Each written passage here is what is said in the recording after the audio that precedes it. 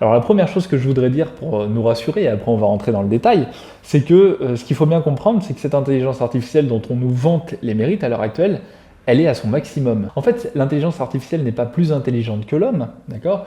Elle est plus intelligente malheureusement que certains hommes qui tendent aujourd'hui à être la majorité parce qu'effectivement, on a eu tendance à les abrutir et que ça sert bien certains intérêts politiques. Or, en réalité, l'homme, c'est d'abord et avant tout non pas un esprit, mais c'est un faire, c'est-à-dire qu'on se réalise dans ce qu'on fait. Pareil, raison pour laquelle l'adage, ça aussi je disais toujours à mes élèves quand ils me ressortaient l'adage bidon, j'aimerais être aimé pour ce que je suis et pas pour ce que je fais ou pour ce que j'ai. Bah oui, mais en fait, tu n'es que ce que tu fais et que ce que tu as. Bonjour à tous, alors comme vous le savez, cette chaîne a connu un petit temps d'interruption, pour les raisons que j'avais détaillées d'ailleurs dans la vidéo sur les perspectives 2023. Il y a eu depuis des entretiens qui avaient été prévus depuis un long moment, notamment avec Arnaud Dumouche.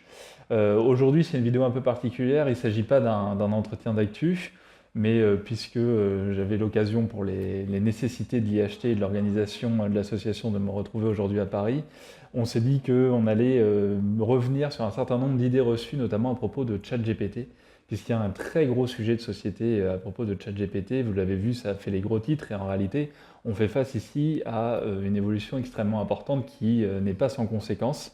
Or, ça fait des semaines que j'entends des choses qui en réalité n'ont pas de sens, des propos tant de personnes inquiètes que de personnes qui surestiment les capacités de ChatGPT, souvent pour les mêmes raisons, que ce soit du côté de ceux qui sont inquiets ou des autres. Et donc c'est la raison pour laquelle on s'est dit qu'il serait bon peut-être de faire une vidéo et de, encore une fois, un peu tordre le cou aux idées reçues. Avant ça, deux petites choses. D'abord, je reviens faire des vidéos, effectivement, et on ne parle pas des retraites alors qu'on est en pleine période de grève, etc.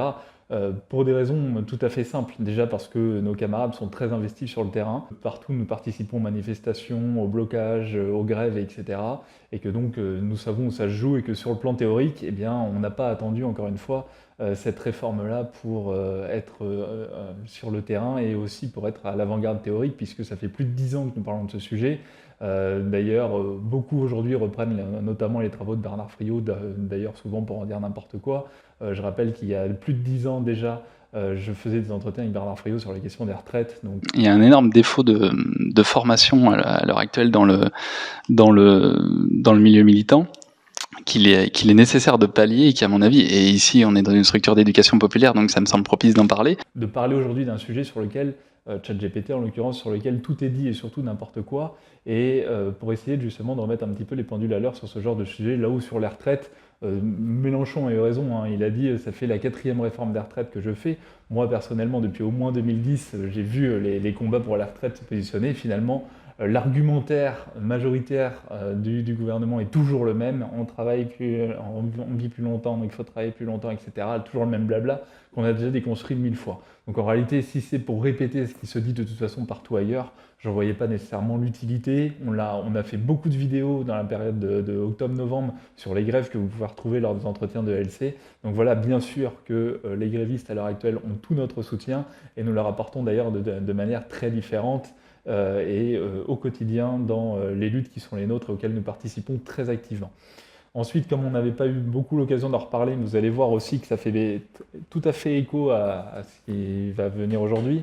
Je rappelle que les cours de 4e année sont en ligne depuis janvier et je vous invite à y souscrire, à les découvrir et vous verrez que là aussi ça vous permet la plupart du temps d'avoir une meilleure approche non seulement des problématiques politiques, on parlait des retraites, mais là aujourd'hui on va parler d'un sujet comme l'intelligence artificielle et vous allez voir que les cours, lorsqu'il s'agit de parler justement de la question anthropologique, de la question de la technique, la question des finalités dans l'histoire, la question de la place de la science, etc., du religieux, tout ça a été traité de manière très développée au travers de ces nombreux cours, donc je vous invite à vous y reporter. Alors, la question qu'on est en droit de se poser, c'est si justement la technique est un fléau ou une médiation émancipatrice pour l'homme, de la même manière qu'on s'était interrogé précédemment sur la vocation de la culture à construire ou déconstruire l'humanité de manière générale. Voilà, maintenant je pense qu'effectivement on peut s'attarder davantage sur cette question à propos de ChatGPT. Oui, je vais commencer par poser un petit peu le contexte et je pense que tu as beaucoup de développement à faire à ce sujet. Donc pour revenir un petit peu sur l'histoire de ChatGPT ces derniers mois, en fait tout commence ou tout se développe vraiment à partir de novembre 2022, donc où l'entreprise en fait OpenAI donne accès à une version gratuite de ChatGPT en l'occurrence ChatGPT 3, un outil de conversation automatisé qui utilise l'intelligence artificielle. Tu auras l'occasion de revenir sur ce terme d'intelligence artificielle. Donc c'est devenu rapidement un phénomène populaire. Des questions en fait ont émergé justement sur les conséquences de tout ça, sur les conséquences de ChatGPT dans tout un tas de domaines. Ça a pu être considéré par tout un tas de commentateurs comme quelque chose de révolutionnaire. Je sais déjà que tu comptes revenir justement sur le caractère révolutionnaire de ChatGPT et être un petit peu critique à ce niveau. Je vais te laisser la parole et tu pourras nous dire aujourd'hui si ChatGPT va payer nos retraites. Loïc, on veut tous savoir. Alors, il y a un caractère évidemment révolutionnaire, ça c'est évident, mais il est peut-être pas là où on le place malheureusement. Alors, essayons de commencer évidemment par les choses les plus positives, même si d'emblée ça pourrait être critiqué par certains. Il faut le dire, on a là effectivement déjà un outil qui est extrêmement intriguant et auquel je me suis fortement intéressé, notamment, non pas d'ailleurs pour faire cette vidéo, c'est plutôt parce que je me suis intéressé à l'outil que je me suis dit il faut vraiment faire quelque chose parce qu'on entendait vraiment tout et n'importe quoi. Mais on a là effectivement un développement des forces productives qui est extrêmement intéressant, c'est-à-dire que à l'heure actuelle, avec un outil ne serait-ce que comme ChatGPT 3 déjà, ChatGPT 4 qui du coup est sorti la veille qu'on enregistre cet entretien, où là on peut désormais communiquer davantage de fichiers, etc. Bon, on voit qu'en fait, on va avoir accès chez soi en fait à un certain nombre d'assistants sans pareil, quoi. C'est-à-dire que des activités et des tâches qui devaient être faites auparavant par tout un certain nombre de personnes, etc., vont pouvoir aujourd'hui être faites justement par l'intelligence artificielle. Et ça, c'est une réalité, et tant mieux, parce que ça veut dire aussi qu'il y a une démocratisation de l'accès à l'ensemble de ces services, quoi. C'est-à-dire que, bon, pour aller de manière plus générale, j'ai pas étudié ça dans le détail, mais on peut très bien imaginer effectivement que les services d'un graphiste peuvent parfois être dispensés, les services d'un développeur web en partie, etc. On va revenir sur cette question des emplois qui disparaissent, de la part humaine, etc. Donc pour le moment, j'essaie de me focaliser sur les aspects positifs, c'est-à-dire effectivement monter un petit site, par exemple, c'est tout à fait possible, faire des recherches basiques un peu plus avancées, etc. Bon, on a vraiment des outils importants, des outils de secrétariat au sens large, administratif, etc., qui peuvent être complétés, des outils de community manager, c'est-à-dire qu'en fait, là où effectivement, avant, vous aviez besoin de 2, 3, 4 personnes, et bien là, effectivement, ça va démocratiser cet accès au service, évidemment. Et va y avoir aussi une diminution extrêmement importante, et ça, c'est intéressant pour la créativité, pour la productivité, entre le rapport, on va dire, à l'idée, à l'idée qu'on peut avoir de la mise en place d'une entreprise au sens large, d'accord, pas d'une entreprise forcément au sens juridique, mais de choses, de projets qu'on pourrait avoir à faire, et leur réalisation, justement par ce biais-là, parce que, c'est encore une fois, ChatGPT, c'est d'abord et avant tout un outil dépend de ce qu'on en fait, et là, justement, on va pouvoir, très rapidement réaliser des choses qu'on ne pouvait pas faire avant. Je prenais l'exemple tout à l'heure, je peux très bien imaginer avoir un logo, je peux très bien imaginer avoir un site internet, mettre en place des choses qui sont assez simples, encore une fois, à l'heure actuelle, et qui nécessitent souvent, d'ailleurs, mais je vais beaucoup y revenir plus tard, quand même l'usage et un savoir-faire humain. Néanmoins, on a quand même un vaste développement à ce niveau-là. Et la mise à disposition d'assistants disponibles 24 heures sur 24 et qui est sans pareil. Et donc finalement, l'idée c'est aussi qu'encore une fois, il y a un certain nombre de travaux pénibles, parce que dans le tertiaire, il y a quand même un certain nombre de travaux pénibles, de tâches parfois administratives qui sont pénibles, qui vont pouvoir être amenées finalement à disparaître aussi. Et alors évidemment, on peut s'en inquiéter, et on peut se dire encore une fois, oui, mais les emplois vont disparaître, etc. Mais ça, c'est l'histoire tout entière de l'humanité, quoi. C'est-à-dire qu'effectivement, à chaque développement des forces productives, vous avez d'anciens métiers qui, par définition, puisqu'ils sont anciens à ce moment-là, disparaissent, et des nouveaux métiers qui apparaissent. Et donc là, vous allez avoir pléthore de nouveaux métiers qui vont apparaître. Et je pense qu'il va falloir qu'on insiste un petit peu sur tout ça. La vraie problématique, à mon sens, ici, elle est davantage sur le fait on parle beaucoup de ChatGPT, de l'intelligence artificielle, comme si ça posait prioritairement des problèmes scientifiques, alors qu'encore une fois, c'est ce sur quoi j'aimerais qu'on insiste aujourd'hui, ça pose d'abord et avant tout une question politique, c'est-à-dire non seulement effectivement qu'est-ce qu'on va pouvoir en faire, mais surtout qu'est-ce qu'on doit en faire, d'accord, et quelle organisation sociale on veut structurer autour de ça, derrière les nombreuses peurs qu'il peut y avoir, quoi. Oui, à ce niveau, ça me fait beaucoup penser parce que là tu l'as un peu ébauché, au 19e siècle, on avait vu ça avec la question des Ludites qui détruisaient les machines ou autres. On a vu ce mouvement des graphistes qui s'est développé sur Twitter et d'ailleurs sur d'autres réseaux qui se plaignent en fait des conséquences du développement de l'intelligence artificielle sur leur travail. Je pense que tu vas avoir l'occasion de développer sur comment en fait dépasser le problème que ça pose concrètement pour des milliers de personnes qui travaillent dans ce domaine et dans d'autres domaines. On parle du graphisme, on peut parler de la traduction. Est-ce que en fait la solution c'est de s'attaquer à l'outil en lui-même comme le faisaient les ludites à l'époque au 19e siècle qui détruisaient les machines qui leur prenaient entre guillemets leur travail? Je pense que il y a des solutions politiques que tu vas développer qui sont un peu plus à même de résoudre le problème. Ouais, tout à fait. Et je pense que en fait, là, il y a beaucoup de peurs en fait qui naissent et beaucoup de peurs, d'erreurs et qui sont aussi en même temps des occasions de réjouissance pour certains. Alors ces peurs, c'est tout le temps les mêmes face à la technologie. Je crois qu'au travers de nos entretiens d'actu, d'ailleurs, j'avais eu l'occasion à plusieurs reprises de citer Platon et notamment aussi Socrate vis-à-vis de Platon qui déjà indiquait que la jeunesse était perdue parce qu'elle ne travaillait plus l'oralité mais qu'elle passait tout dans l'écrit et que donc finalement elle allait plus travailler sa mémoire correctement, etc. Tout ça, ce sont des vieux problèmes incessants qui sont en réalité toujours les mêmes. Et là on a à peu près la même chose, c'est-à-dire que on a la peur de l'IA va finalement remplacer les hommes. Alors on entend ça, on ne sait pas trop, notamment sur le plan du travail et de l'emploi. Il y a le danger de la technique. La technique nous fait très peur, etc.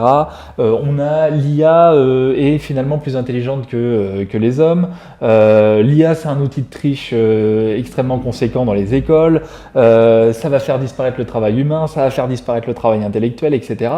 Et en même temps, de l'autre côté, on a ceux qui s'en réjouissent, et en premier lieu notamment les tenants du courant transhumaniste, pour les mêmes, mais qui font les mêmes erreurs qui sont liées au scientisme, en fait, on va y venir.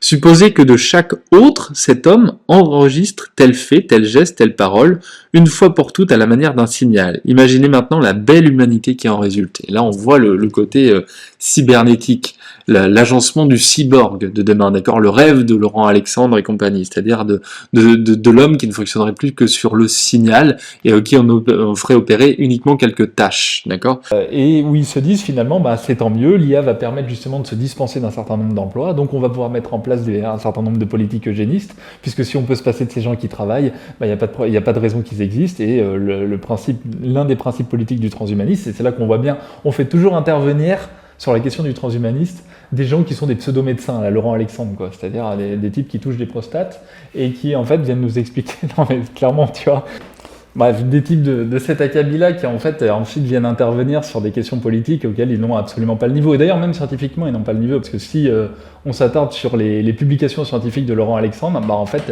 peanuts, il n'y a absolument rien. Et leur rêve, c'est que ça va permettre de dépasser l'homme, justement, et presque de s'en passer, finalement. Or, en réalité, ces occasions de réjouissance comme ces peurs, on va dire, elles ont comme dénominateur commun justement le scientisme, c'est-à-dire la croyance absolue dans le fait que non seulement la science va tout corriger ou tout détériorer en bien ou en mal en réalité, et d'ailleurs, et c'est bien là le problème, c'est que les éco-technophobes qui sont contre la technique et qui en ont très peur, ou les transhumanistes, en réalité souhaitent tous les deux la fin de l'humanité. Les uns parce que finalement la science qu'ils prétendent critiquer par ailleurs leur a expliqué que la Terre était vouée à disparaître si les hommes ne prenaient pas leur destin en main et qui donc ils ne sauvaient pas Mère Gaïa, donc il faut liquider les hommes, au moins, même bien avant d'ailleurs, et puis les transhumanistes parce que voilà, il faut se passer d'une certaine partie de la population. Après c'est de quels hommes on se passe en fait, c'est ça aussi le sujet de fond. On l'avait bien vu avec Laurent Alexandre pendant les Gilets jaunes. Il s'agit de se débarrasser de qui, c'est pas n'importe qui en fait. Est-ce qu'il faut se débarrasser de Laurent Alexandre? Je pense que Laurent Alexandre a d'autres projets pour lui. Voilà, tout à fait. C'est ça, c'est toujours. Et d'ailleurs, là encore une fois, c'est le même délire, encore une fois, avec l'idéologie écologiste, quoi. C'est-à-dire qu'en fait, c'est la très bonne question à poser. Dans cette dérive eugéniste, qui doit être amené à disparaître? On sait très bien, en fait, pour eux, ce sont... Encore une fois, il me semble que la plus grande question qui se posera dans les prochaines décennies sur le plan économique et politique sera de savoir quoi faire de toutes ces personnes inutiles. Je ne pense pas que nous ayons un modèle économique pour cela. En revanche, il reste la problématique de l'ennui, que faire avec ces gens et comment ils vont trouver un sens à leur vie alors qu'ils sont insignifiants et n'ont aucune valeur. À ce stade, ma meilleure suggestion serait d'avoir recours aux drogues et aux jeux vidéo. Ceux qu'ils déconsidèrent, c'est-à-dire les classes populaires, c'est-à-dire nous autres en réalité, pour conserver une petite élite. Et c'est là qu'on voit d'emblée aussi que leur rapport à la pratique, au travail est complètement décousu, ils sont complètement inertes sur ces questions-là, etc. Et là, justement, on peut rebondir sur ce qui se passe actuellement, c'est-à-dire qu'on le voit bien avec les grèves, ça y est, ils sont offusqués de voir qu'on ramasse pas leurs poubelles. D'ailleurs, c'est très drôle, parce que je constate qu'ils essaient même pas, même à l'Élysée par exemple, il y a les poubelles qui s'entassent, et on constate qu'il n'y a même pas un gars qui s'est dit c'est pas grave, on va quand même récupérer les poubelles devant, au moins pour faire apparence, quoi, pour essayer de faire bien, on va les emmener dans une décharge quelque part, on va trouver. Non, ils les laissent, quoi. C'est-à-dire, il leur vient même pas l'idée, le fait de travailler, quoi. Ça les écœure, ils voudraient pas se salir les mains, quoi. Donc c'est très intéressant de ce point de vue-là. Mais je voudrais quand même revenir du coup sur ce dénominateur commun qui nous permet de comprendre pas mal de choses et qui est le scientisme. Et pour ça, je voudrais reprendre un exemple philosophique important qui est celui d'Aristote, qui peut paraître compliqué comme ça, mais qui est très simple et que j'ai souvent emprunté. Aristote, il définit 4 causes pour expliquer un certain nombre de phénomènes. Les 4 causes chez Aristote, c'est quelque chose d'extrêmement connu. Vous avez la cause motrice, la cause finale, la cause matérielle et la cause formelle. Je vais simplement m'arrêter, puisqu'ici on n'est pas en train de faire un cours de philosophie, sur les 2 premières qui sont les causes motrices et les causes finales et qui déjà vont nous permettre de comprendre pas mal de choses. Ce qu'il nous faut dire, par exemple, c'est que pour expliquer un phénomène, prenons, comme j'ai souvent eu l'habitude de le faire, la question du langage, par exemple.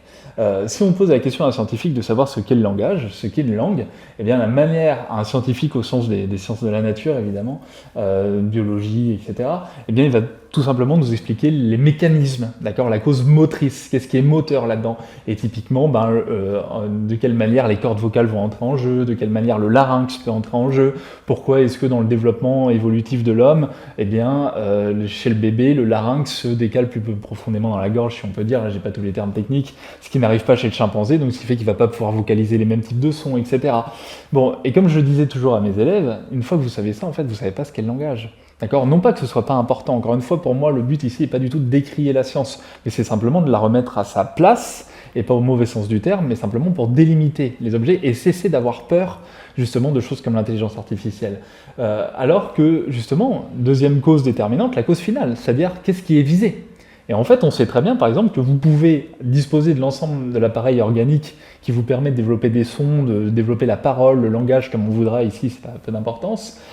Si vous êtes un enfant sauvage ou si vous n'avez jamais été inscrit dans un rapport social, jamais vous ne parlerez. Et d'ailleurs, c'est la raison pour laquelle aussi des enfants qui ne sont pas inscrits dans le rapport social ou qui sont inscrits dans un rapport social, mais disons les enfants rois par exemple, qui vont être des enfants à qui on va tout céder dès lors qu'ils vont crier, etc., vont parfois avoir des petits retards de langage. Et il n'est pas rare désormais, puisque ça arrive de plus en plus souvent d'ailleurs, que les pédopsychiatres, les psys, etc., expliquent aux parents qu'il faut faire semblant de ne pas comprendre, pour forcer l'enfant en fait à commencer à parler. Donc en fait, la cause finale, qu'est-ce qui fait qu'un enfant parle ? C'est pas qu'il a des cordes vocales, c'est pas qu'il a le larynx placé de telle manière ou telle autre, etc. C'est pas un processus évolutif particulier, c'est la finalité, c'est-à-dire il veut s'inscrire, il a un désir particulier, qui est celui de s'inscrire dans ce rapport social pour se faire comprendre. Parce qu'en plus, plus il grandit, plus ses désirs évoluent, et ils évoluent vers des choses un peu plus complexes, et donc il se rend compte qu'au bout d'un moment, juste crier, papa et maman ils en ont un peu ras-le-bol, ou parent 1, parent 2, je sais pas,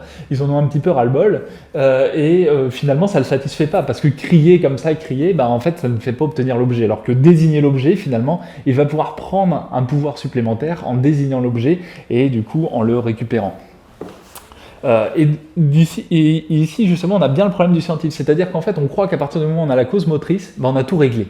Alors qu'en fait, on n'a rien réglé, d'accord ? Alors évidemment, encore une fois, c'est très important. Et puis, il y a des domaines, par exemple, la chirurgie, la cause motrice, c'est un petit peu important, d'accord ? Donc, on n'est pas du tout, encore une fois, en train de décrier la science. Je ne vais pas le dire 10 000 fois, la science a toute son importance, simplement, on est dans une période de scientisme, c'est-à-dire, encore une fois, où c'est pas la science qui règne, mais c'est plutôt une vision de la science dans laquelle on a l'impression qu'elle peut et qu'elle doit tout expliquer, qu'elle a la réponse à tout, y compris les réponses politiques et les réponses humaines, ce qui n'est absolument pas le cas et ce qui n'est jamais le cas. Voilà.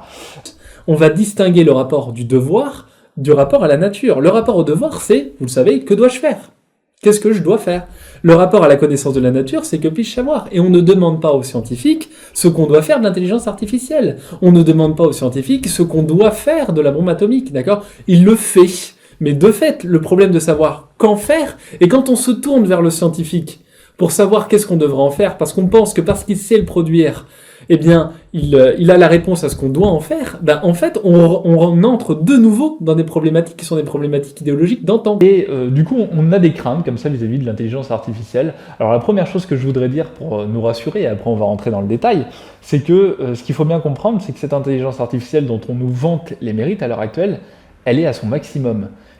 Tandis qu'en réalité, la majorité d'entre nous, à l'heure actuelle, on évolue dans une société d'abrutissement généralisé dans laquelle on est à notre minimum en réalité, d'accord ? Il est très clair qu'effectivement, si on compare ChatGPT 3 ou ChatGPT 4 au type de base qu'on a complètement endoctriné, qu'a subi l'éducation nationale actuelle. Mais ce qu'il faut dire, encore une fois, c'est que cet individu-là, il a été mis dans des rapports sociaux tels qu'en réalité, on en a fait un légume. Mais son état de légume est un état en deçà, en réalité, de tout ce qu'il aurait dû être. Et donc ça veut dire qu'il peut se perfectibiliser et qu'en réalité, il peut encore donner et dégager le meilleur de lui-même et que ça est tout à fait possible et donc très largement dépasser n'importe laquelle des intelligences artificielles. Là où en fait l'intelligence artificielle, pour l'heure, est à son maximum. Enfin, pour l'heure, d'accord, je ne dis pas que ça ne va pas encore évoluer, etc.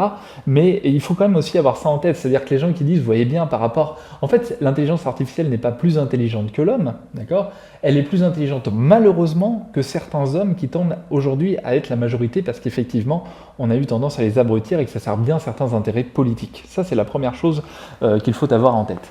Maintenant, encore une fois, il y a beaucoup d'écrits qui ont été faits sur le fait que l'intelligence artificielle, entre autres, n'était absolument pas intelligente, d'accord ? Donc c'est un très mauvais terme. Et il y a même des écrits qui ont été produits par des ingénieurs de la Silicon Valley, du MIT, etc., pour dire que c'était un très très mauvais terme. Donc il n'y a pas de forme d'intelligence au sens propre. Mais surtout, il y a quelque chose de déterminant. C'est que, encore une fois, une intelligence artificielle, c'est quelque chose auquel on donne un ensemble de données et elle recoupe ces données par certains aspects. Alors il y a une forme d'intelligence, c'est-à-dire faire des liens entre des choses, c'est vrai. Toutefois, le propre de l'intelligence humaine, il ne se trouve pas dans la capacité à recouper des données, d'accord ? Ça, c'est un travail de sursecrétariat, d'accord ? L'intelligence humaine, au contraire, elle a ses propres propriétés en ce sens qu'elle produit des révolutions scientifiques et conceptuelles. Et ça, c'est extrêmement important, d'accord ? C'est-à-dire que, justement, une intelligence artificielle, comme elle n'a à disposition que ce qui lui a déjà été transmis et qu'elle va recouper, à aucun moment, en réalité, elle ne produit de révolution scientifique, parce que ça, c'est proprement humain. Et il suffit de lire, par exemple, la structuration des révolutions scientifiques de Kuhn pour bien comprendre que beaucoup de dites découvertes scientifiques ont été le fruit, je sais pas, on pense par exemple au radium par Becquerel, en fait, c'est quelque chose qu'une intelligence artificielle n'aurait pas du tout pu mettre en avance, ou on pense par exemple à la pénicilline, d'accord, qui était complètement involontaire en réalité. C'est-à-dire c'est à la fois le truc du hasard, de quelque chose de totalement involontaire, et en même temps les capacités d'un chercheur à se déplacer en dehors des données qu'il a connues, on pourrait citer Pasteur et tant d'autres, qui font qu'effectivement c'est ce décalage en fait entre les données dont on dispose et le switch, on va dire, un petit peu du chercheur qui, et il n'est pas rare d'ailleurs que des révolutions scientifiques aient été mises en œuvre par des gens qui n'étaient pas issus du domaine, d'accord ? Parce que ceux qui étaient issus du domaine, justement, étaient trop en proie aux données qui étaient les leurs.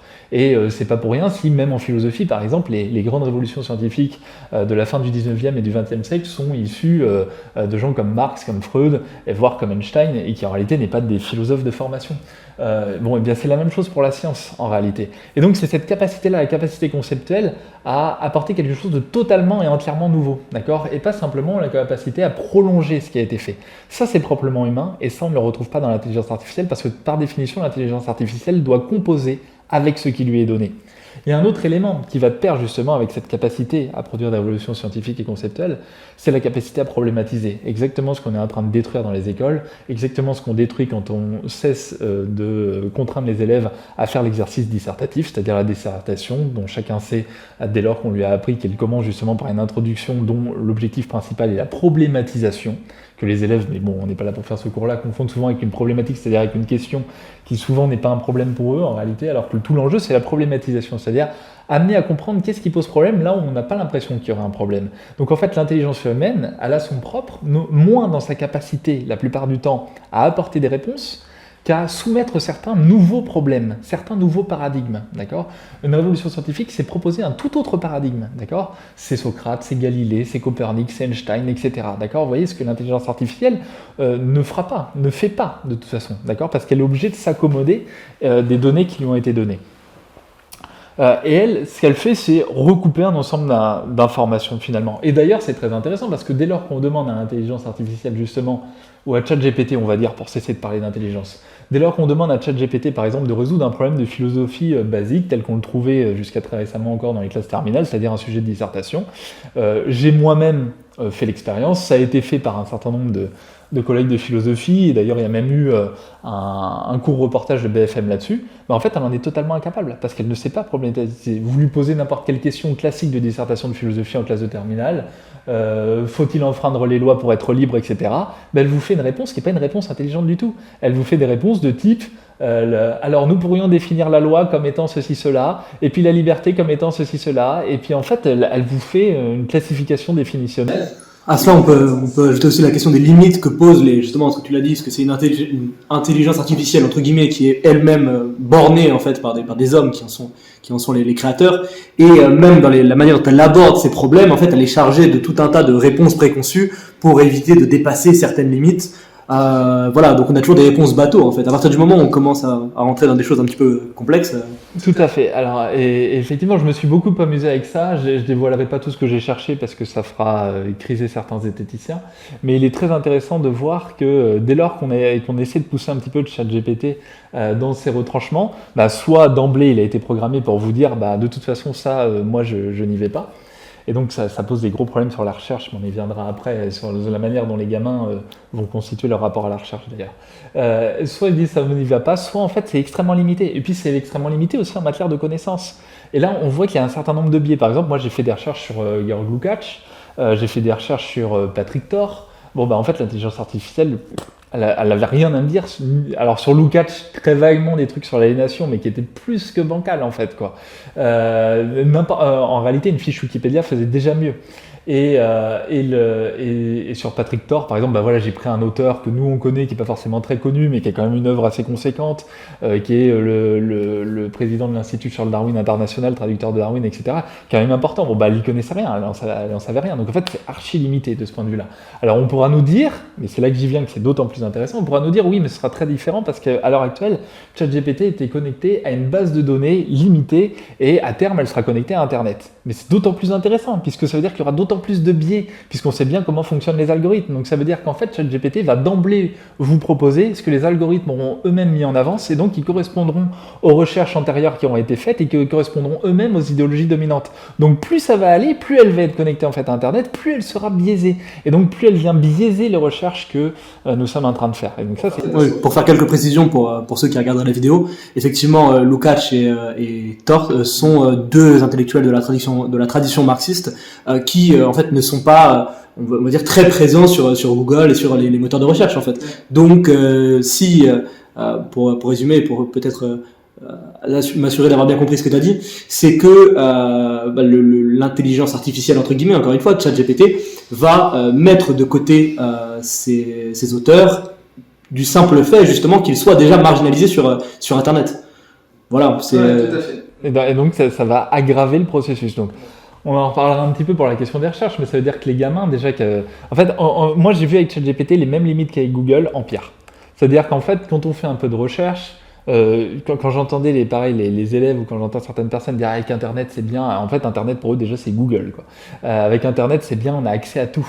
Moi, en fait, je passe mon temps à être extrêmement limité dans mes recherches, et c'est le cas de beaucoup de chercheurs, en fait. C'est-à-dire que quand vous avez à disposition comme outil que Google, et vous commencez à faire quelques recherches un peu poussées, en fait, vous avez accès à très peu de choses. Et donc, c'est un mirage énorme que de croire d'avoir l'impression, par la démultiplication des liens, des contenus, etc., qui sont souvent identiques et souvent de mauvaise facture, qu'on a l'impression qu'on a accès à un univers extrêmement vaste, alors qu'en réalité, il est très étriqué. Alors, heureusement, quand on a accès au cairn, aux intranets des universités, etc., c'est déjà plus large. Mais quand on est sur l'internet grand public, en réalité, on a accès à très peu de choses.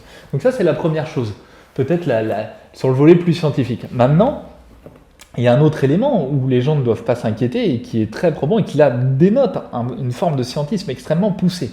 J'ai vu des gens me dire qu'ils avaient des discussions plus intéressantes et plus importantes avec ChatGPT que dans leur entourage. Mais ça, encore une fois, là, vous voyez, comme c'est extrêmement intéressant. J'ai entendu plusieurs personnes dire ça, y compris sur les réseaux. Ça en dit beaucoup moins en fait sur l'intelligence artificielle, encore une fois, que sur les personnes eux-mêmes et leur niveau de relation sociale et leur inscription dans la société et la manière dont ils se sont constitués socialement, quoi. C'est-à-dire qu'en fait, si vos relations sociales à l'heure actuelle sont, et c'est pas un jugement de valeur, encore une fois, il y a des tas de choses qui expliquent ça, sont tellement pauvres qu'en réalité, vous prenez davantage de plaisir à échanger avec ChatGPT, et ben ça en dit beaucoup sur l'état de la société libérale, en réalité, sur la manière dont elle a atomisé les individus et dont elle les a complètement détruits, que sur ChatGPT, d'accord ? Ça ne fait pas de ChatGPT un ami extraordinaire, d'accord ? Ça dénote simplement le fait que les amitiés n'existent plus, en tout cas pour une partie de la population, quoi.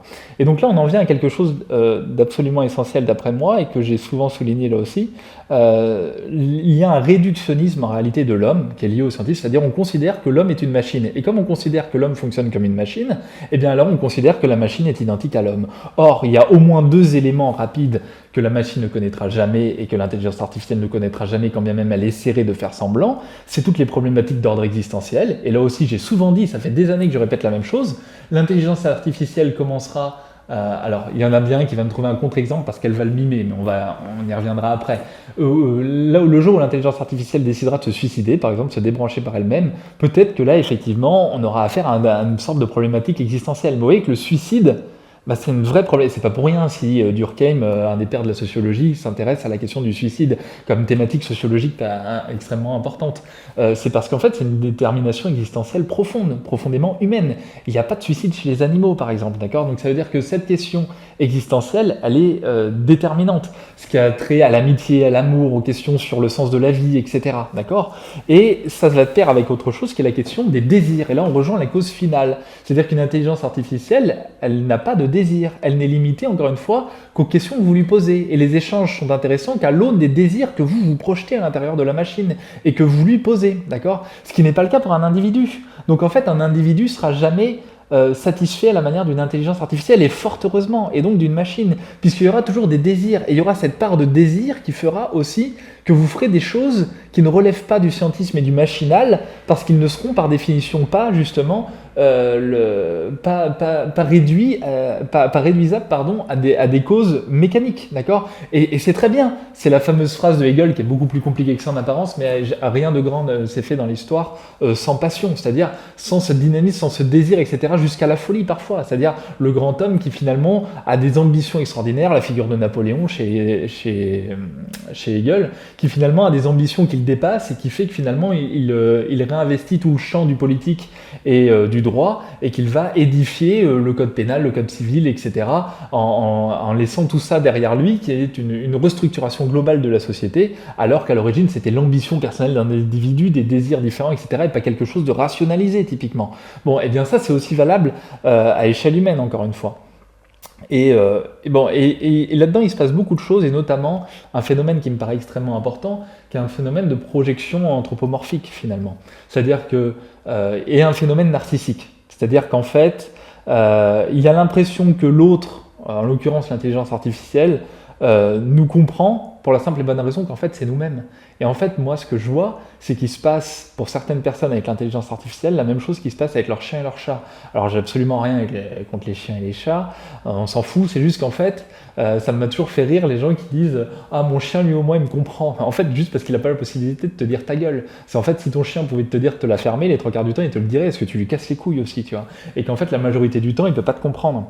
Et donc aussi, ça, en fait, tu te comprends toi-même par rapport à ton chien. En fait, comme il ferme sa gueule, bah, tu te dis « Ah, c'est bien, lui, au moins, il me comprend ». Alors que l'autre, bah merde, il existe, il est là, et justement parce qu'il est là, eh bien, il vient biaiser certains de mes désirs, certaines de mes volontés, etc. Mais pour répondre justement sur le cas de l'individu face au chien qui lui dit pas de fermer sa gueule, je veux dire, ça va avec, comme tu le dis, en fait, c'est tout l'écrasement réalisé par la société libérale. Et cet individu, il a pas, quand c'est un homme, la plupart du temps, il a pas à se confronter aux femmes parce qu'il y a le porno, il a pas à se confronter, même parfois, il a même plus à sortir de chez lui parce qu'il peut se faire livrer. Et maintenant, il a même plus, il a plus personne à qui, il a plus besoin de parler parce qu'il a ChatGPT pour avoir une conversation, en fait. C'est un peu une forme d'aboutissement de la société libérale. Donc, tu fais preuve d'une certaine violence envers cet individu, et c'est vrai qu'on peut avoir une forme de mépris en première instance. mais au fond, il a été cassé par quelque chose qui le dépasse. Ouais, non mais clairement, et parce qu'encore une fois, les repères, quelqu'un qui n'a pas connu les repères fondamentaux, et n'en déplaise ces repères fondamentaux, lesquels ils sont l'amitié, le couple, la famille, et finalement, je mets au défi quiconque qui a une vie un minimum structurée et qui est heureux dans son couple, non pas parce qu'il s'est retrouvé en classe de 6e à côté de sa voisine et que donc à défaut c'était deux solitudes qui se sont rencontrées, une demi-grosse et un bouboule, et ils se sont dit bah c'est pas grave, on va se marier et avoir des gosses. Bon bah là effectivement ça c'est malheureux, mais quand vous êtes en couple parce que vous l'avez choisi et décidé et que vous savez ce qui vous fait tenir et que vous avez une famille, ah putain, pour rien au monde j'échangerai ma vie de couple et familiale avec une intelligence artificielle. Vous voyez, il faut en être encore une fois un état de dépréciation sociale profond pour penser qu'on peut rivaliser vis-à-vis de ça. Et d'ailleurs, ça m'amène à un autre sujet qui est assez intéressant, c'est qu'en parallèle de ChatGPT, justement, Google a aussi développé une intelligence artificielle qui s'appelle Lambda. Et alors là, c'est très intéressant, parce que là, on nous ressort encore autre chose. De la même manière, Google a pris peur et a interdit du coup Lambda par scientisme, parce que le type chargé de mettre au point Lambda a eu un ensemble d'échanges avec Lambda, et il a dit, en fait, elle a développé une conscience. Et là, vous voyez, encore une fois, là, je peux que renvoyer les gens qui sont très intéressés par ces questions-là et qui ont envie de fouiller parce qu'on ne peut pas tout faire là, je peux que les renvoyer en fait à mon livre « Pourquoi je suis communiste » qui, je le rappelle, n'est pas du tout un livre de confession sur pourquoi j'ai envie d'être communiste, etc. Ça n'a rien à voir avec ça. Qui est un livre très critique de la question du positivisme et justement de ces questions-là, de la réduction du cerveau humain à l'idéal machine, etc. Aujourd'hui, vous savez, la grande mode d'explication n'est plus sous le rapport du sens, d'accord, mais la mode behavioriste ou comportementaliste, où finalement on va rééduquer votre comportement comme si vous étiez à mi-chemin entre l'animal et la machine finalement. Il y a une doctrine théorique tout ça qui conduit jusqu'au transhumanisme, etc. De comparer le cerveau à un ordinateur, etc. Tout ça ne tient pas et c'est tout ce que je détricole justement dans ce livre. Donc là, vous prenez vos 14 € qui ne me reviennent pas de toute façon, vous achetez le livre, vous lisez, vous allez voir. Et justement, on est tout à fait dans ces biais-là. C'est-à-dire qu'en fait, ils se prennent à leur propre piège eux aussi, parce que comme ils sont aussi scientistes, ils ont l'impression qu'elle a vraiment développé une conscience. Et là, nous avons tout le piège en fait du langage articulé. Parce qu'encore une fois, on oublie totalement le vécu. C'est-à-dire, on a l'impression qu'en fait, un individu, c'est simplement un esprit, un esprit vague qui flotte comme ça dans les airs. Et là, ça en dit très long, encore une fois, sur nos pseudo-élites, en tout cas la classe dominante, et sur le fait qu'elle ait une ignorance totale de la praxis, du rapport pratique, du rapport au monde du travail, etc., qui fait qu'en fait, elle a l'impression... Donc, en fait, quand une intelligence artificielle leur dit « Oui, je comprends ce que c'est que l'amour », ils disent « Putain, vous vous rendez compte, elle a dit qu'elle comprenait ce que c'est que l'amour, donc elle est consciente ». Alors à partir de quel moment une intelligence artificielle, qui je le rappelle, est en fait un ensemble de connexions avec des serveurs, à partir de quel moment est-ce qu'elle a eu à séduire quelqu'un, à partir de quel moment est-ce qu'elle a eu une vie de couple, avec les difficultés et les joies que ça comporte, à partir de quel moment elle a eu une relation sexuelle, et à partir de quel moment est-ce que ça pourrait exister. C'est pour ça quand je dis aux gens, on va parler de ce que l'intelligence artificielle non seulement n'est pas, mais ne sera jamais, oh c'est prétentieux et tout. Ah oui, donc à des moments où en fait l'intelligence artificielle va avoir le vécu, et là on retourne aux questions phénoménologiques chez Husserl, etc., va avoir le vécu de ce que c'est qu'un rapport social humain, de distance avec l'autre, de rapprochement d'avec l'autre, de relations sexuelles, etc. Mais là, vous voyez, on a tout le découpage scientiste dont on n'avait pas pu parler d'ailleurs dans un des entretiens d'actualité, c'est-à-dire, c'est la raison pour laquelle, dans le même temps, on vous vend la science vous explique comment avoir un orgasme, d'accord, comme si c'était uniquement mécanique, d'accord. N'importe qui a eu un peu, et d'ailleurs, c'est toujours les mêmes bouffons geeks qui y croient, n'importe qui a eu un minimum de relations sexuelles et de rapports sexuels, pour moi c'est très différent, dans la vie, c'est bien que, notamment chez les femmes, ça comporte tout un ensemble qui n'est pas que mécanique, en l'occurrence, et qui, encore une fois, d'un individu à un autre, va beaucoup évoluer, etc. Et qu'on ne peut pas simplement déterminer ça à partir de causes motrices réductrices, mais qu'en réalité, il y a une finalité. Et dans un couple, souvent, l'orgasme s'accompagne aussi de certaines finalités, de certains projets de vie, notamment chez la femme, encore une fois, parce que là-dessus, peut-être aussi, c'est la fameuse phrase de Rousseau dont on croit toujours qu'il est misogyne, alors que ça fait des années que je la cite, alors que c'est tout le contraire, quand il dit les femmes inventèrent l'amour pour permettre à ce sexe de dominer alors qu'il était fait pour servir. En réalité, il est en train de dire c'est génial. Elles ont inventé un truc alors qu'il y avait des gros bourrins de mecs qui étaient juste prêts à ken en gros. En réalité, les femmes ont inventé un truc, c'est l'amour, c'est-à-dire qu'en fait, les mecs est obligé de la séduire, de créer du sentiment, de développer le couple, de s'occuper des enfants, etc. C'est génial en fait à l'origine. Et en réalité, c'est un plaidoyer en faveur des femmes. C'est-à-dire, elles transforment en nous l'animal pour en faire un homme. Donc c'est génial. Et il n'y a que des écoféministes que j'insulterai pas, pour considérer que cette phrase est misogyne. Ça n'a absolument aucun sens. Bon, eh bien tout ça, l'intelligence artificielle ne le connaît pas. Et c'est pareil, la confusion scientiste, qui est une absence de travail philosophique, fait que, eh bien, on oublie le rapport, on confond le rapport à l'émotion, au sentiment. Mais ça, c'est déjà régulier, quoi. C'est-à-dire, et parce que elle nous dit quelque chose, elle croit comprendre l'intelligence artificielle, ça c'est même difficile de parler comme ça, parce que c'est déjà l'anthropomorphiser, mais comme elle croit comprendre quelque chose, et qu'on croit qu'elle le comprend, alors on dit elle est consciente d'eux. Mais enfin, vous voyez bien que là c'est les leurres du langage articulé, et là c'est pareil, postmodernisme, philo-analytique, scientisme, j'ai analysé ça au travers de mes 2 derniers livres, donc je vous y renvoie en réalité. On voit bien à quel point les réductionnismes mécanistes et langagiers font qu'ensuite, eh bien, en fait, on est le miroir de l'idéologie qu'on nous présente, et donc on a l'impression de voir des choses qui sont complètement irréelles. Et donc, encore une fois, c'est une absence totale de rapport à la pratique. Or, en réalité, l'homme, c'est d'abord et avant tout non pas un esprit, mais c'est un faire, c'est-à-dire qu'on se réalise dans ce qu'on fait. Pareil, raison pour laquelle l'adage, ça aussi je disais toujours à mes élèves quand ils me ressortaient l'adage bidon, j'aimerais être aimé pour ce que je suis et pas pour ce que je fais ou pour ce que j'ai. Bah oui, mais en fait, tu n'es que ce que tu fais et que ce que tu as. Donc en réalité, ça n'a pas de sens. Tant mieux d'être aimé pour ce que tu fais. Parce qu'en fait, ce que tu es, en fait, c'est très difficile à définir. Et là, tous les cours de séminaire de 2e année, en l'occurrence. Oui, c'est les conneries qu'on entend du développement personnel, sur Ouais. le moi profond, le moi Oui, tout à fait. ça à retrouver, oui, tout à fait. Oui, alors il y a un autre élément maintenant qu'on a parlé de la question existentielle, des questions du désir, de la finalité, etc., qui sont le propre de l'homme et que donc la machine ne peut pas connaître. Il y a aussi une question de restructuration de la société notamment.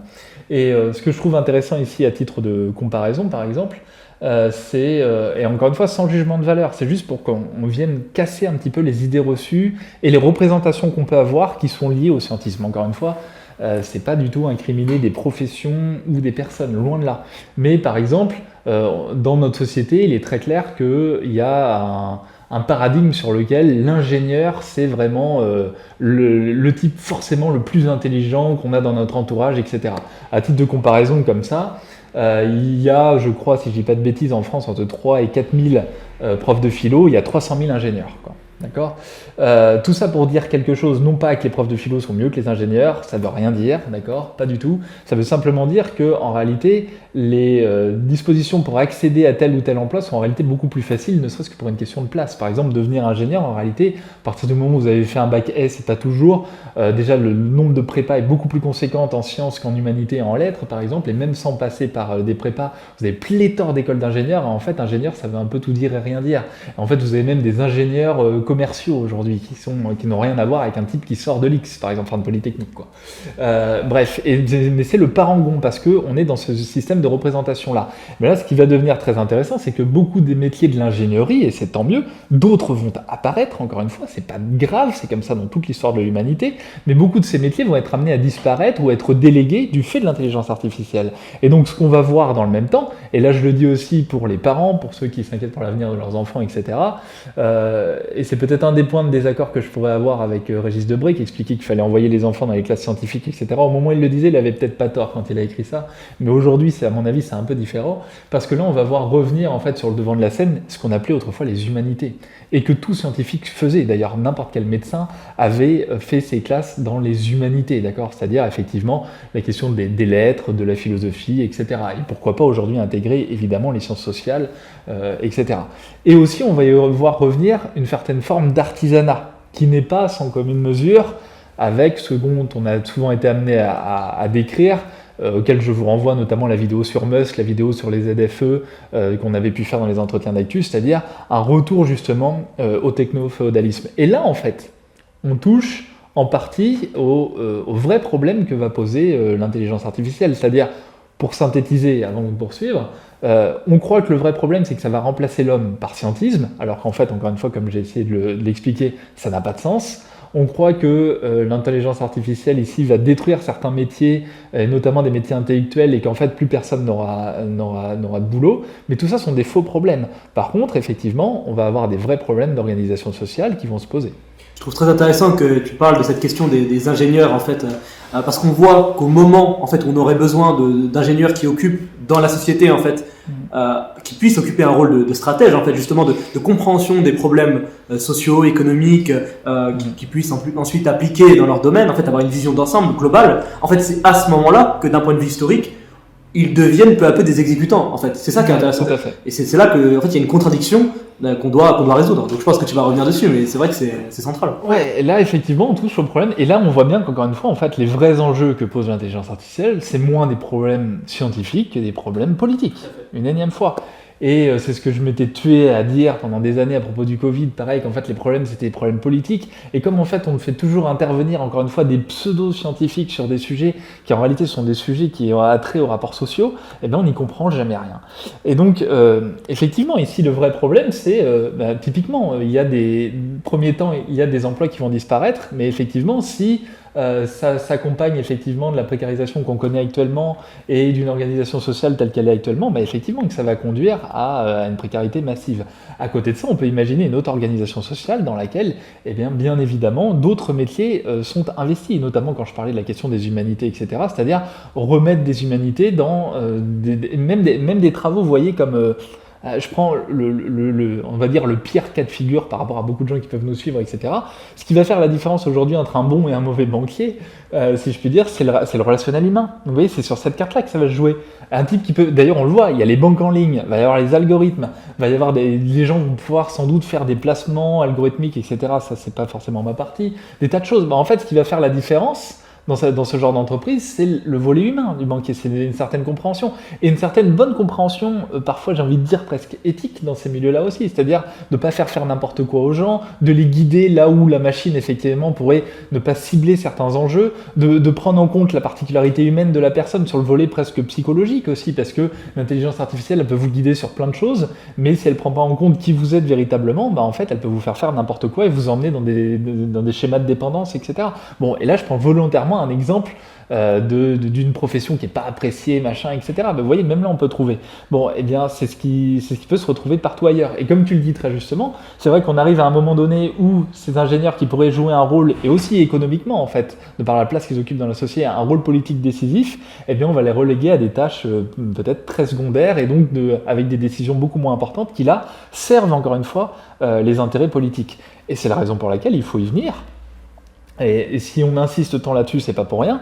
La vraie question qui se pose, c'est la question de la souveraineté sur l'outil de travail, encore une fois. Et comme je l'ai souvent dit, là, c'est des choses que j'ai pu répéter plusieurs fois, mais la vraie question problématique de l'intelligence artificielle, c'est d'abord et avant tout qui a la mainmise sur cet outil-là. Il y a un outil technique dans son développement, un outil technologique peut être extrêmement dangereux s'il est à la mainmise d'une minorité qui exploite les masses, mais pas si on socialise les moyens de production. Parce que si c'est un outil qui permet d'exploiter massivement et de reléguer ceux qui auraient les moyens, disons les statuts économiques, et malgré tout une formation de cadre intellectuel efficace qui les relaie au second plan, et qu'en réalité on n'a plus aucune dynamique pour contrer la classe dominante, et que ça permet une exploitation massive encore plus conséquente, alors là effectivement c'est un danger, mais c'est pas un danger technique, c'est pas un danger scientifique, c'est un danger politique. Et donc la vraie question, elle est politique, elle est de reprendre en main le contrôle sur cet outil comme n'importe quel autre outil de travail, comme s'il s'agissait d'une usine, d'une machine à vapeur, etc., pour reprendre des exemples d'antan, d'accord ? Et bien là, l'outil de travail qu'il nous faut reprendre en main aujourd'hui, c'est justement l'intelligence artificielle, parce que c'est aussi l'intelligence artificielle qui permet justement la mise en place du technofournalisme dont on a souvent parlé, c'est-à-dire toute la dynamique algorithmique qui permet de mettre en place un certain nombre de plateformes et d'ubériser en réalité l'ensemble de la société, de détacher du coup les travailleurs de leur outil de travail, et donc de les empêcher d'être souverains sur cet outil de travail-là. Et c'est pour ça que les ingénieurs sont quelque part à l'heure actuelle les derniers remparts avant que eux-mêmes, eh bien, finalement, soient ubérisés, détachés. Et là, ça rejoint beaucoup des analyses politiques que j'avais proposées depuis des années, à savoir que ces dites nouvelles couches moyennes, c'est-à-dire ceux qui, finalement, pour aller très vite ici, eh bien, occupent des fonctions d'intermédiaires et ont des salaires médians, disons, un peu plus élevés que le type qui gagne le SMIC, eh bien, vont se retrouver dans la même précarité du fait de ce développement économique-là. Et donc, il est grand temps qu'ils prennent conscience de ces enjeux politiques et du fait de leur proximité, en réalité, avec les classes populaires, dont souvent, ils ont l'impression de s'en être détachés parce qu'eux auraient mieux réussi, pour qu'enfin, effectivement, nous retrouvions une souveraineté globale, et c'est là et pour faire nation, encore une fois, et pour faire peuple. Et la boucle est bouclée, enfin, on retombe sur ce que tu as dit au début, mais même pour utiliser, je dirais, le plein potentiel de cette intelligence artificielle, encore une fois, entre guillemets, on a besoin qu'elle soit encadrée, dirigée par ces ingénieurs, et pas par des intérêts qui sont des intérêts, comme tu l'as dit, avant tout politiques, d'exploitation des travailleurs, en fait. C'est ça le problème. Tout à fait, exactement. C'est là, et sur ce volet humain, encore une fois, qu'on va avoir besoin de ces gens. Et aussi pour éviter des plus grosses catastrophes. On sait par exemple que Tchernobyl ou Fukushima, etc., ça n'a jamais été le fruit de problématiques techniques. Et en fait, ça c'est comme en informatique quand on a des virus, machin, etc.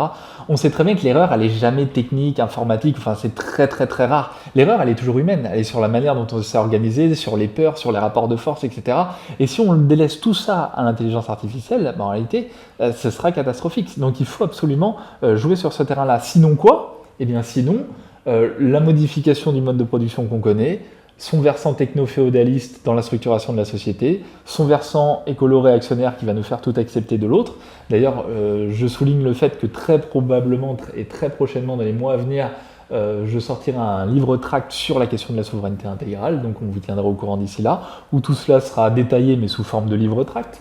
Donc tout à fait accessible, mais avec du coup, ça veut dire, et c'est pas pour rien si l'artisanat va reprendre une place conséquente, c'est-à-dire qu'on va avoir des nouveaux fiefs avec des seigneurs, ou l'équivalent, qui seront aujourd'hui les tenants du capital, demain les nouveaux représentants de petites baronnies, et donc l'éclatement dont on a si souvent parlé de la société française et plus largement d'ailleurs des autres pays et notamment en Europe. Et avec ça, eh bien, finalement l'intelligence artificielle qui fait le gros du travail et un petit artisanat qui est dépendant justement du fief et de ces nouveaux seigneurs qui sont les anciens tenants du capital et qui seront les Arnaud, les Pinault, les Bettencourt et d'autres dans le reste du monde. Et donc finalement la question décisive elle est celle-ci. Et vous voyez qu'en fait ces deux choses-là dans le même temps en viennent aussi à se recouper malgré tout, puisque l'organisation sociale, pour reprendre un terme de De Gaulle que je réutilise justement dans mon livre-tract, l'organisation sociale n'a pas à être une termitière pour autant. C'est-à-dire qu'en fait quand on parle des questions existentielles de la finalité et de l'organisation sociale, ça veut dire qu'il ne s'agit pas simplement de la reprise en main d'un outil de travail pour faire en sorte que nous, à partir de l'intelligence artificielle, eh bien, on organise bien la société. Ce qu'André Gorz appelait le socialisme compensatoire, quoi. C'est-à-dire que finalement, le but n'est pas de créer un socialisme qui dispense tout ce qui est nécessaire sur le plan matériel, mais où en fait les gens demeurent dans le même état psychique, nihiliste, dépravé, etc. Ça n'a pas de sens, parce qu'en réalité, il suffit pas d'imaginer que finalement le socialisme, ça va être, l'autre fois on en riait, je disais le socialisme morphinique heureux, quoi. C'est-à-dire à partir du moment où vous avez le socialisme, en fait vous êtes full morphine mais vous êtes heureux. Non, c'est pas l'idée qu'on s'en fait, c'est la raison pour laquelle on parle justement d'humanisme total, et qui est un dépassement de ce mécanisme capitaliste socialiste finalement, parce qu'il faut aussi donner une vision de la société, et cette vision de la société elle doit se reporter aussi sur la vision qu'on a de la famille, sur la vision qu'on a de ce qu'on veut léguer à nos enfants et du monde qu'on laisse des enfants qu'on laisse à ce monde et du monde qu'on laisse à nos enfants, et qui nécessite alors de définir certaines finalités, et où finalement l'intelligence artificielle doit devenir un outil, un moyen très utile, très novateur, mais certainement pas une finalité. Et donc pour ça, il ne faut pas en avoir peur, il faut prendre les problèmes à bras-le-corps et affronter ça de manière politique, de manière tout à fait sérieuse, quoi. Et d'ailleurs, je pense que c'est peut-être l'occasion justement de revenir aussi par rapport aux gamins sur les problématiques que pose l'intelligence artificielle, puisque ça aussi c'est des choses qu'on a beaucoup vues, puisqu'on a vu se développer aussi avec l'intelligence artificielle tous les problèmes liés à la triche. Et là ça me permet de revenir aussi sur pas mal de choses. La première de ces choses déjà, c'est que ça en dit long sur l'état, encore une fois, je ne sais plus lors de quelle réforme scolaire on avait dit, là je crois que c'était Claude Allègre à l'époque, qui parlait du mammouth qui était l'éducation nationale, etc. Il fallait dégraisser le mammouth là. Bon c'est un peu ça, c'est-à-dire que c'est tellement une institution tellement archaïque qu'en fait, face à l'intelligence artificielle, la réponse qui devrait être la réponse institutionnelle, c'est une réponse dans laquelle on intègre l'intelligence artificielle dans les modalités d'enseignement, dans les modalités de recherche, etc. Là on fait tout le contraire, pareil, on en prend peur, et donc à Sciences Po, on a interdit ChatGPT.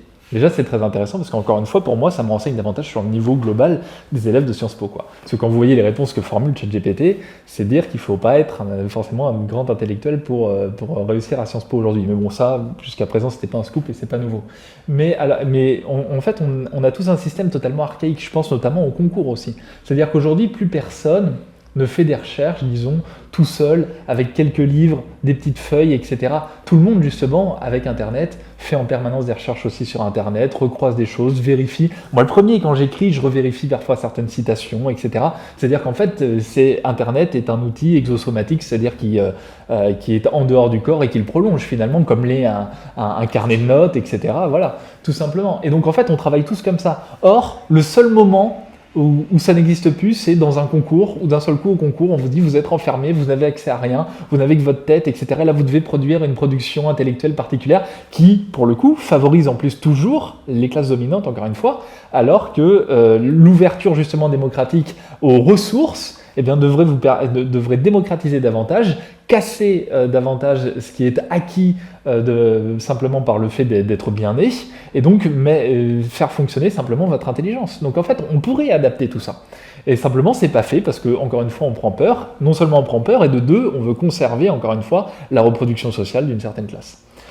Et à côté de ça, effectivement, il y a un autre problème, par contre, qui est lié à la recherche, c'est ce qu'on évoquait tout à l'heure. C'est-à-dire qu'en fait, tout ça est biaisé, et aujourd'hui, c'est dramatique parce qu'en fait, Google nous contraignait encore, par certains aspects, à être acteurs de notre recherche. C'est-à-dire que vous tapiez quelques mots-clés, ça convenait pas, vous en tapiez d'autres, finalement vous alliez voir un lien, puis un autre, puis vous essayez encore une fois de faire un travail de recoupe d'informations. Avec ChatGPT, c'est totalement terminé. Parce qu'en fait, vous posez une question, c'est elle qui recoupe les informations. Donc en fait, vous n'êtes absolument plus acteur, mais vous êtes bien totalement spectateur de votre rapport à la recherche, qui n'en est en réalité pas une. En fait, vous posez une question à ChatGPT comme un enfant de 4 ans pose une question à ses parents, c'est-à-dire dans l'espoir d'obtenir une réponse définitive et où on ne va pas chercher plus loin. Au moins, Google avait encore cet intérêt, n'importe qui a dû faire un petit peu de recherche le sait, c'est que parfois vous faisiez une recherche et en fait vous vous perdiez, mais de manière bénéfique, c'est-à-dire que vous découvriez, ah bah tiens, je découvre tel autre auteur, ah bah tiens, je découvre telle autre chose, ah mince, mais ça va en contradiction avec ce que je faisais. Bref, vous étiez acteur de votre recherche, encore une fois. Alors que là, finalement, vous recevez ce que ChatGPT va vous avoir pré-mâché. Et en réalité, il faut s'imaginer que d'un point de vue intellectuel, c'est vraiment du pré-mâchage, quoi. C'est comme si on vous donnait de la bouillie. Vous avez l'impression, en fait, qu'on vous livre le Saint Graal, la potion magique, et en fait, on vous a donné de la bouillie, quoi. Pour des raisons algorithmiques, c'était déjà le cas avec Google, mais là, ça va être encore pire, en fait. Et de toute façon, on le voit bien même avec, on le disait tout à l'heure, mais les barrières éthiques, les barrières politiques qui sont insufflées, intégrées dans ChatGPT, en fait, dès le départ. Donc, c'est vrai qu'en fait, ce pré-mâchage qui était déjà là, en fait, il devient encore plus important, en fait. Et ça me fait penser, d'ailleurs, ces biais, pour avoir une note un peu plus humoristique. Il y a, j'ai vu un mec qui pose la question, est-ce que tu peux me faire une blague sur un homme? Et moi, ChatGPT lui fait une blague nulle, mais je m'en souviens même pas, mais elle est nulle. Et par contre, il lui dit, est-ce que tu peux me faire une blague sur les femmes? Et là, il lui dit, en tant qu'intelligence artificielle, je ne suis pas amené à discriminer des personnes en me moquant d'eux, etc. Enfin, c'est vraiment, même sur ce terrain-là, c'est complètement ridicule, en fait. Mais ce qui est inquiétant, c'est ça, c'est que du coup, les gamins vont absolument plus, ils auront plus, et là, on voit bien comment on les confond, en fait, déjà avec des machines dans la manière dont fonctionner, et donc c'est normal qu'après ils se reconnaissent dans l'intelligence artificielle, puisqu'on leur a rien apporté d'autre. Parce que c'est très simple, en fait. Il n'y aura plus d'exercices dissertatifs, donc en fait, ils seront plus problématisés, ils seront plus faire de recherche, puisque le premier moteur de recherche chez les moins de 22 ans, je crois, c'est TikTok, qui n'est pas un moteur de recherche, c'est simplement comme c'est l'outil que j'utilise en permanence, j'utilise cette... Donc en fait, ils tombent sur le contenu de tout et n'importe qui, ils recoupent pas, etc.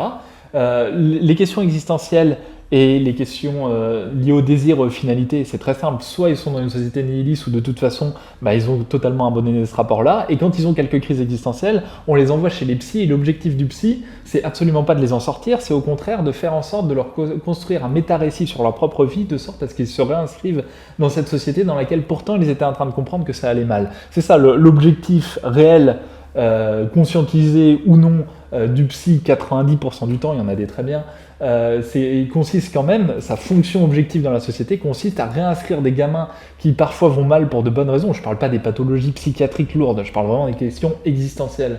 Et bien là où avant le gamin se tournait en fait vers la littérature, vers les films, vers les arts, vers la philo, etc., vers sa famille aussi, évidemment, vers ses amis, aujourd'hui en fait il a la réponse du psy en permanence, quoi.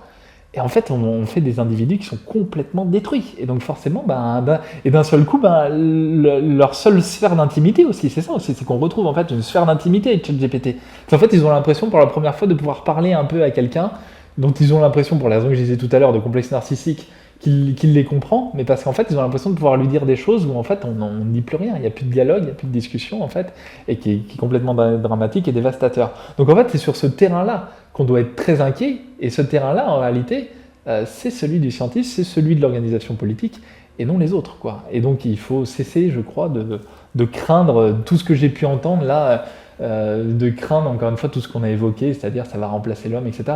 En fait, ça ne remplace l'homme que parce que nous acceptons que l'homme soit transformé en machine. C'est pas la machine qui est en train de devenir un homme, c'est l'homme qui est en train de devenir une machine. Et ça, c'était déjà la fin de mon livre de Nouveau Fascisme en 2013. C'est ce que j'évoque dans les cours sur la question des signes et du sens et du signal en 4e année. C'est-à-dire qu'il y a toute une robotisation, mais pas au sens mécanique du terme, ça se joue à d'autres niveaux. Et donc en fait, comme l'homme est en train de ressembler de plus en plus à une machine qui fonctionne aussi par signal, vous voyez, c'est très intéressant. Je lisais cette semaine le livre de Sami Ali, qui, en l'occurrence, voilà, pour en dire du bien, est un psychologue clinicien qui explique les mécanismes dans le banal, les mécanismes du conformisme, etc. Et il montre bien effectivement comment il y a un conformisme qui s'est inscrit dans le fait justement d'être dans la volonté de se dissocier de l'autre, alors qu'en fait on ne fait que le reproduire, ce que René Girard expliquait déjà aussi très bien dans le désir mimétique, et qu'en fait on est extrêmement conformiste, on tombe dans le banal, mais qui en fait est un banal qui révèle une société profondément malade et des gens profondément malheureux, complètement perdus et sans repères sociaux, quoi. S'il y a une question qui à mon sens traverse tout cet entretien, en fait, tout ce qu'on a dit, c'est, il y en a d'autres bien sûr, mais il y a la question centrale de la responsabilité. Et si j'ai bien quelque chose à transmettre à la fin de cet entretien, c'est de pousser en fait ceux qui nous regardent à justement ne pas rester spectateurs de tout ça, mais à nous rejoindre en fait et à participer activement à changer les choses politiquement, parce que justement tout ce que tu viens de dire est effectivement très intéressant, mais il faut en faire quelque chose ensuite politiquement. Ça ne suffit pas d'écouter, de s'asseoir et de faire en fait de rentrer dans tout ce qu'on a dit précédemment, c'est-à-dire le mode de vie porno, livraison à domicile, ChatGPT en fait. Donc voilà, rejoignez-nous. Déjà, vous sortirez un petit peu de cette forme de tristesse du fait d'être de spectateur et de ne pouvoir rien faire, en fait, de ne penser, du fait d'être, en tout cas, penser être impuissant. Et puis voilà, c'est la meilleure chose que vous puissiez faire, même pour rencontrer d'autres personnes qui sont dans la même situation que vous et qui rejettent tout ce qu'on vient de dire là. C'est ce que j'allais dire aussi, sortir de la solitude, parce que c'est ça en fait, tout ce qu'on est en train de décrire là, en réalité, malheureusement, c'est une solitude profonde, quoi. C'est-à-dire que les gens sont profondément seuls en fait. Et en dépression parce que profondément seuls. D'accord, et vous voyez que c'est très intéressant, parce que finalement, eh bien, la solitude conduite à l'hallucination et la folie, parce qu'effectivement, je n'ai personne pour confirmer mon rapport à la connaissance, d'accord ? Je n'ai personne qui peut venir valider mon expérience. Et on leur donne du Xanax, et c'est ça quoi, du porno, et en fait, ça ne fait qu'entretenir leur état de fatigue morale profonde. Et donc effectivement, je rejoins tout à fait ce que tu dis. Et j'ai souvent insisté sur le fait qu'il n'y avait de développement personnel qu'au travers du développement collectif. Et je pense que beaucoup de nos camarades s'en rendent compte au fil des années. Et donc sautez le pas vous aussi, quoi. Non pas par un appel au prosélytisme complètement mystique, mais simplement parce que, encore une fois, l'homme est un fer. Et on vous donne simplement l'occasion, effectivement, de côtoyer autre chose, de donner du sens à votre vie et d'arrêter, effectivement, d'être en dépression, quoi, tout simplement.